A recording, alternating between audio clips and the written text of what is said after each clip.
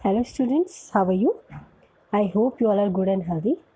So students, today we are going to discuss about the qualitative characteristics of accounting information.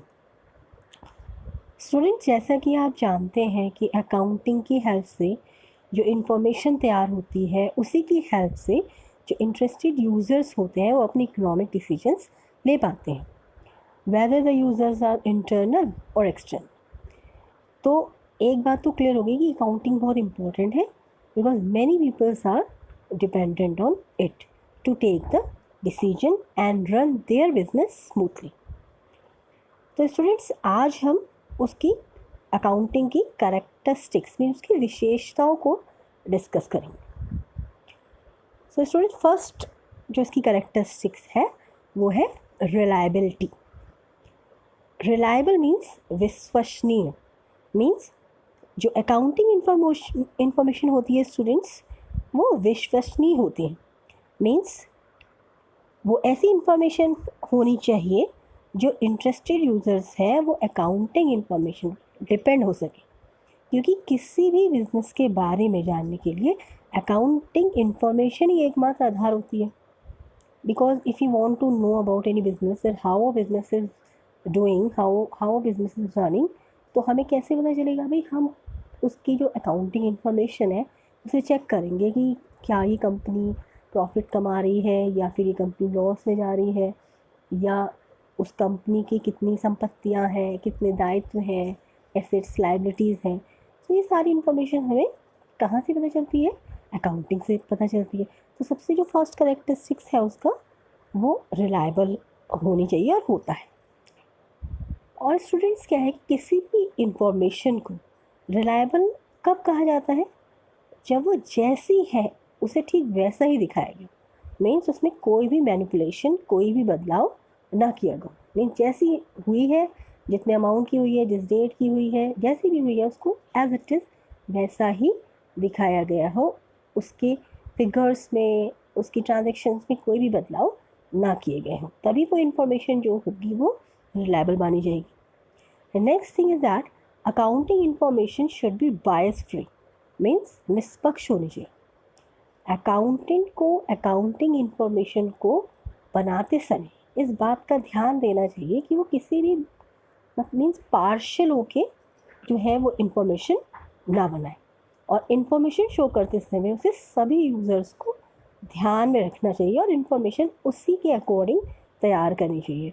Information ऐसे तैयार की हो कि जितने भी यूज़र्स हैं उसको वेरीफाई कर सकें कि ट्रांजेक्शन्स जो है वो रियल है या नहीं है। कैसे वेरीफाई होती है transaction? With the help of the documentary proofs like bills etcetera, और ट्रांजेक्शन से के जितना जो रिकॉर्डिंग है उसको देख के हम वेरीफाई कर सकता है वो कि भाई ये जो ट्रांजेक्शन्स हैं they are real and no manipulation is done in it. Because business is not done for 1 or 2 days. Why the accounting possesses reliability quality? Because business is not done for 1 or 2 days. It is done for a long run. तो अगर आप long run में business तभी कर पाएंगे जब आप सच्चे हैं। Means if you are showing the real accounting, means you are showing your real condition, what is going in your business. For example, like मान लीजिए एक कंपनी है XYZ एक फर्म है जिसकी अकाउंटिंग इंफॉर्मेशन देखकर किसी इन्वेस्टर ए ने बिजनेस में पैसे इन्वेस्ट कर दिए कि ये एक प्रॉफिट मेकिंग कंपनी है, इंस्टीट्यूशन है, और ये कंपनी मेरे प्रिंसिपल अमाउंट के साथ साथ मेरा इंटरेस्ट भी अच्छी तरह से चुका पाएगी। उसको ये इन्फॉर्मेशन कैसे पता चली? By seeing the accounts. उसने देखा भाई कि ये कंपनी एक अच्छी कंपनी है तो मेरा ये प्रॉफिट कमाती है तो ये मेरे जो भी अमाउंट है वो वापस कर देगी। बट जो इन्फॉर्मेशन कंपनी ने इन्वेस्टर को शो की थी वो रिलायबल नहीं थी, वो रियल नहीं थी।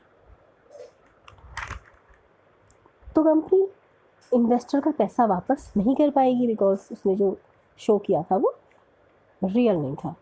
तो इससे होगा क्या कि नेक्स्ट टाइम जब कंपनी को पैसों की ज़रूरत पड़ेगी तो ये इन्वेस्टर ए तो क्या कोई भी इन्वेस्टर या यूज़र कंपनी XYZ के साथ बिजनेस नहीं करेगा, क्योंकि इसकी वजह से कंपनी XYZ की गुडविल जो है वो, रेपुटेशन जो है वो ख़राब हो जाएगी. So if you want to do the business in long run, तो हमें क्या करना चाहिए, रिलायबल इन्फॉर्मेशन हमें प्रोवाइड करनी चाहिए, उसमें फेक इन्फॉर्मेशन प्रोवाइड नहीं होनी चाहिए. Then only we can do the business in a long run. Now moving towards its next quality of accounting, that is relevance. Relevance means उपयुक्तता. स्टूडेंट देखिए, सबसे पहले कोई भी इंफॉर्मेशन रेलिवेंट मीन्स उपयोग में तभी लाई जा सकती है जब वो हमें टाइम पर मिले. बिकॉज स्टूडेंट, जो बिज़नेस होता है वो आइसोलेशन में रन नहीं होता है, वो बिज़नेस एनवायरनमेंट में रन होता है, जिसमें बहुत सारे फैक्टर्स होते हैं जो बिज़नेस पे इफ़ेक्ट डालते हैं. जैसे बहुत सारे इकोनॉमिक फैक्टर्स होते हैं, पॉलिटिकल फैक्टर होते हैं, सोशल फैक्टर होते हैं, लीगल फैक्टर होते हैं, पॉलिटिकल फैक्टर होते हैं, टेक्नोलॉजिकल फैक्टर होते हैं. इतने सारे फैक्टर्स को टैकल करके ही अपने बिज़नेस को रन किया जाता है. तो स्टूडेंट, अगर किसी बिज़नेस को कोई अपॉर्चुनिटी मिल रही है, मान लीजिए एक स्मॉल कंपनी को ये अपॉर्चुनिटी मिल रही है कि वो एक लार्ज कंपनी के साथ बिज़नेस कर सके, तो उस अपॉर्चुनिटी को लेने के लिए स्मॉल कंपनी को टाइम पर अपनी अकाउंटिंग इन्फॉर्मेशन लार्ज कंपनी को शो करनी पड़ेगी. अदरवाइज़ क्या होगा, जो अपॉर्चुनिटी है वो कौन ले जाएगा, कोई और कंपनी ले जा सकती है. So time is very important.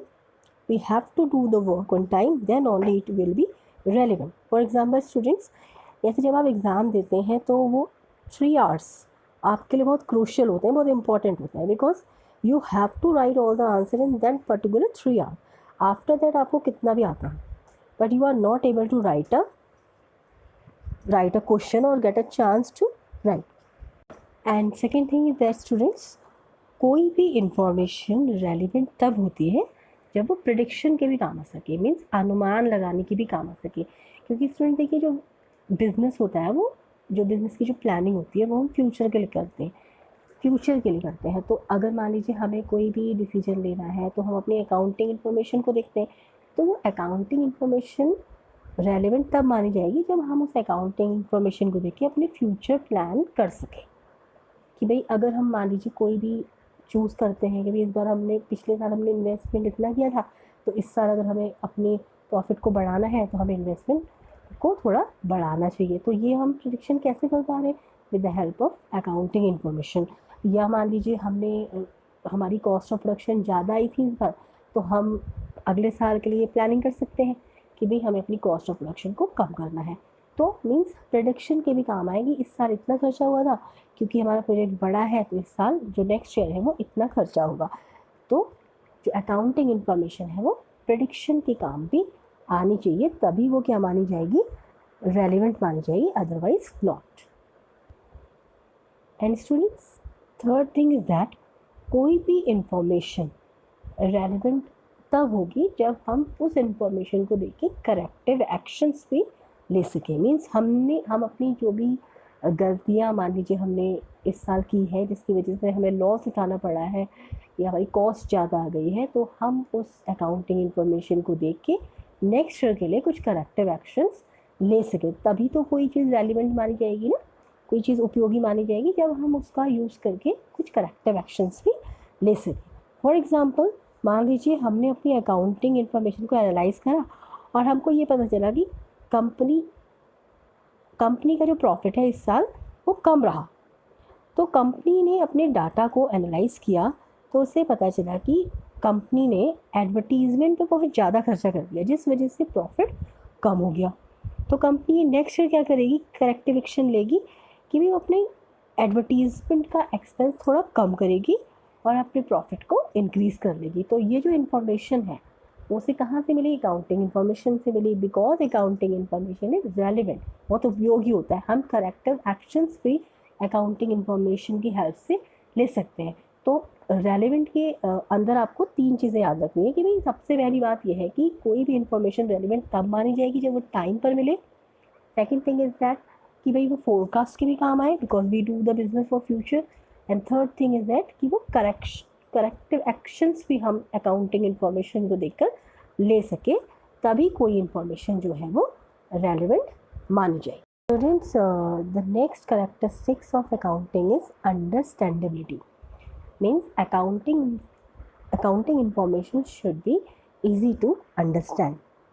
Means जो इंटरेस्टेड यूज़र्स होते हैं ना, वो अकाउंटिंग इंफॉर्मेशन का वही मतलब निकालें जिस सेंस में इंफॉर्मेशन बनाई गई है और उन्हें बताने की कोशिश की गई है, क्योंकि कोई भी इंफॉर्मेशन तब इफ़ेक्टिव होती है जब वो सामने वाले की उसी सेंस में समझ में आए जिस सेंस में वो कही गई है।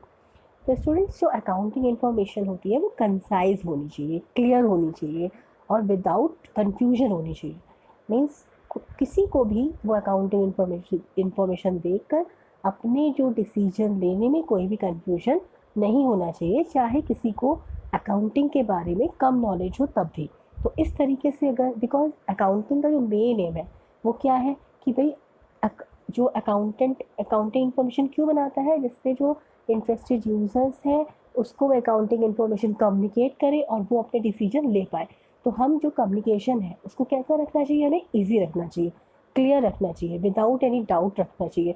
तो इसीलिए जो ये कैरेक्टरिस्टिक है वो बहुत इम्पॉर्टेंट है कि जो अकाउंटिंग इंफॉर्मेशन है वो अंडरस्टैंडेबिलिटी होनी चाहिए, उसमें ईजी टू अंडरस्टैंड होनी चाहिए। Now the next feature of accounting is comparability. Means accounting information should be easy to compare. क्योंकि स्टूडेंट्स, जो अकाउंटिंग जो इंटरेस्टेड यूज़र्स होते हैं वो कोई भी जो डिसीजंस लेते हैं वो कैसे लेते हैं, वो अकाउंटिंग इंफॉर्मेशन को कंपेयर करके लेते हैं। मान लीजिए कोई इन्वेस्टर है तो उसे किसी बिजनेस में इन्वेस्ट करना है, तो वो क्या करेगा, दो बिजनेस को आपस में कंपेयर करेगा कि which business is better than other one. तो वो क्या कर रहा है, कंपैरिजन कर रहा है। तो कंपैरिजन करने का भी एक जो फीचर है वो अकाउंटिंग इंफॉर्मेशन में होना चाहिए, तभी वो इफेक्टिव है। जैसे कस्टमर है, कस्टमर भी क्या करता है, जो भी अपने इकोनॉमिक डिसीजन कस्टमर लेता है वो दो प्रोडक्ट को या कोई भी सर्विस को कंपेयर करके करता है कि ये मेरे लिए बेटर रहेगी। तो कंपैरिजन का फीचर भी होना चाहिए। तो स्टूडेंट्स, हम इंफॉर्मेशन को कब कंपेयर कर सकते हैं, जब वो सेम पीरियड के लिए बनी गई हो। मीन्स जैसे मान लीजिए एक साल के लिए, मीन्स 12 मंथ्स के लिए बनी गई है। आप एक बिज़नेस को दूसरे बिज़नेस से अगर कंपेयर कर रहे हैं तो जो वो अकाउंटिंग इंफॉर्मेशन आप कंपेयर कर रहे हैं वो दोनों ही बिज़नेस में कितने साल की होनी चाहिए, एक साल की होनी चाहिए। मीन्स एक साल ज़रूरी नहीं है, मतलब सेम पीरियड के लिए होनी चाहिए, तभी आप क्या कर पाएंगे, उसको कंपेयर कर सकते हैं। किसी के 6 मंथ्स और किसी के 1 ईयर को आप कंपेयर नहीं कर सकते ना, क्योंकि जो कंपैरिजन होता है वो सिमिलर चीज़ों में होता है, हम डिफरेंट चीज़ों में कंपैरिजन नहीं कर सकते हैं। And second thing is that common unit of measurement is used like rupees. ये जो मेजरमेंट आपने किया है, मीन्स आप एक, अगर आप कोई कंपैरिजन करना चाहते हैं तो आप कैसे कंपैरिजन करेंगे, अगर उसमें सेम यूनिट ऑफ मेजरमेंट रखा है, मीन्स रुपीज़ में करा है। आप दो इंडियन कंपनी को कंपेयर कर सकते हैं कि भाई वो रुपीज़ में उनकी ट्रांजेक्शन है, तो आप लोगों ने कंपेयर कर लिया। तो यूनिट ऑफ मेजरमेंट भी कैसा होना चाहिए, सेम होना चाहिए। And third thing is that format है, जो रिपोर्टिंग किस फॉर्मेट में तैयार करी गई है या किस मेथड्स में तैयार की गई है, वो भी इंफॉर्मेशन कैसी होनी चाहिए, सिमिलर होनी चाहिए। तभी क्या होगा, आप किसी भी बिजनेस के अकाउंटिंग इंफॉर्मेशन को कंपेयर कर सकते हैं। मीन्स कुछ चीज़ों में वैसे तो अकाउंटिंग मेथड्स जो होते हैं वो यूनिफॉर्म होते हैं, लेकिन फिर भी कहीं कहीं पर चॉइसेस होती हैं। तो अगर मान लीजिए आपने पिछले साल कोई और मेथड यूज़ किया है और इस साल अगर आपने कोई और मेथड यूज़ किया, तो आप वो 2 साल को कंपेयर नहीं कर सकते। सो कम ध्यान में रखना चाहिए अकाउंटेंट को कि कंपैरेटिबिलिटी का जो फीचर है वो भी अकाउंटिंग इंफॉर्मेशन में इंक्लूडेड हो, तभी वो क्या होगा, जो इंटरेस्टेड यूज़र्स हैं उनके काम आएगी। Because comparison is very necessary for improvement और फॉर टेकिंग एनी डिसीजन।